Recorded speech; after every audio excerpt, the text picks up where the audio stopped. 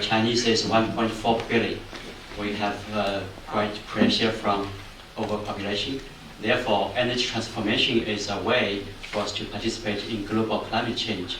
In this domain, I think we can have a lot of experiences to share together. And also we have this, Your Excellency, here as well. My name is Shi Shuo from Fudan Development Institute. I major in international economics, so my question will be related to trade protectionism.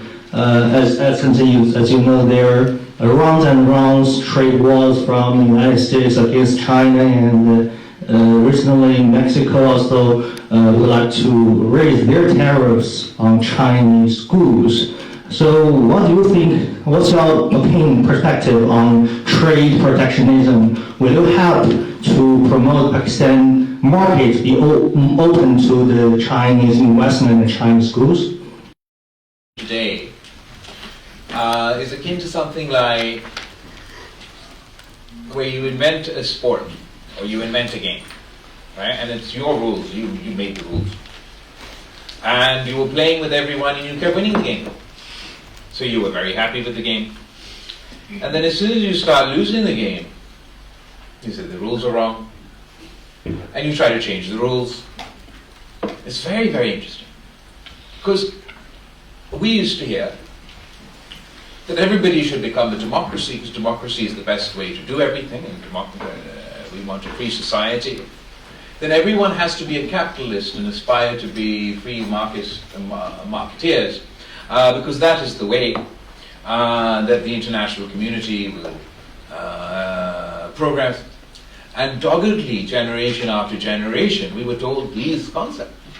And I think that that was all well and good. Well, these concepts meant that the people who came up with the rules of the game were winning. As soon as they are worried, they're not necessarily losing everywhere today, but they're worried about losing tomorrow, they're taking a chainsaw to the very infrastructure that they helped set up.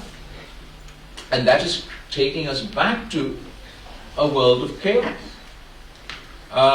Sort of is turning the global order, the international community, into the wild, wild west. And it is not in the interests of any country for us to pursue this path. Now that we've established international institutions, now that we've established, as it were, the rules of the game, I think it's important for us to try and work together and ensure that everybody abides by the rules of the game. And it will be important eventually for us to work together as an international community to ensure that those that violate the rules of the game suffer the price, rather than allowing for the international community to pay the price for those that violate these rules. We are seeing incredibly disruptive times in the international, just in the world of diplomacy. You must have heard of the concept of don't shoot the messenger. We've entered the realm of international affairs. I mean, don't shoot the messenger goes all back to our ancient civilizations that we're talking about. You would send your envoys to negotiate. And the negotiators play a key role throughout history. We're literally bombing the negotiators.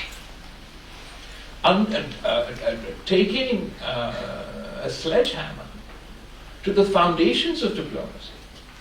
And as far as these arbitrary trade restrictions, also the reintroduction of tariffs and protectionism, and I think perhaps in the short political